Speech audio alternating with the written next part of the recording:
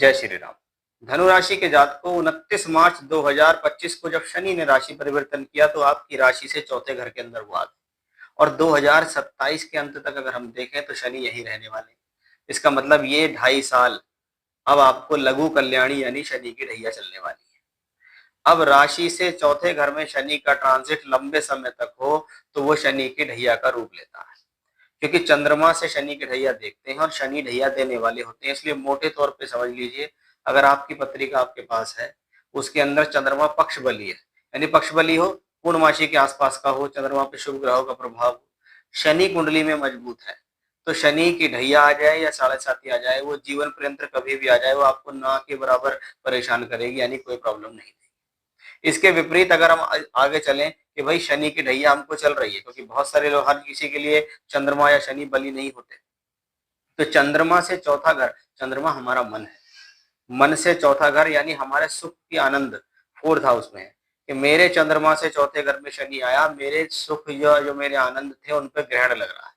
अब मैं पहले से ज्यादा व्याकुल हूँ, चिंतित हूँ, मेरी सोच, मेरे विचार नेगेटिव हो रहे हैं, मैं परिवार की चिंता ज्यादा कर रहा हूँ, मेरे परिवार के अंदर अशांति की स्थिति बन रही है, मुझे पहले से ज्यादा चिंतन या वहम या अकारण चिंताएं हो रही हैं।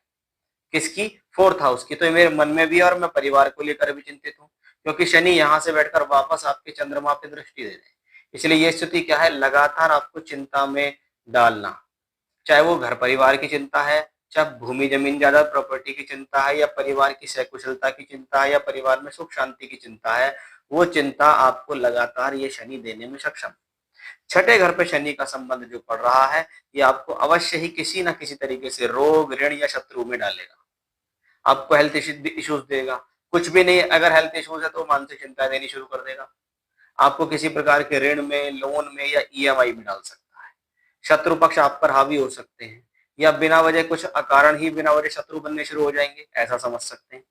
शनि की कर्म भाव पर पड़ रही दृष्टि भी ये बताती है कि भी प्रोफेशनल लाइफ में भी आपका संघर्ष बराबर है, कि आप कहीं ना कहीं अपनी प्रोफेशनल लाइफ को बरकरार रखने के लिए, अपनी पोस्ट को, अपने पद को, अपनी डेजिग्नेशन को बरकरार रखने के लिए रोजाना के जीवन में मेहनत कर रहे हैं, रोजाना के जीवन में तपस्या कर रहे हैं।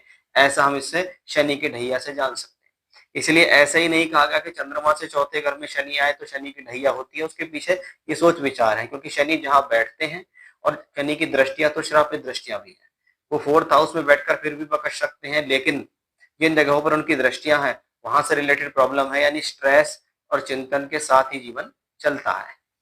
जय श्री राम।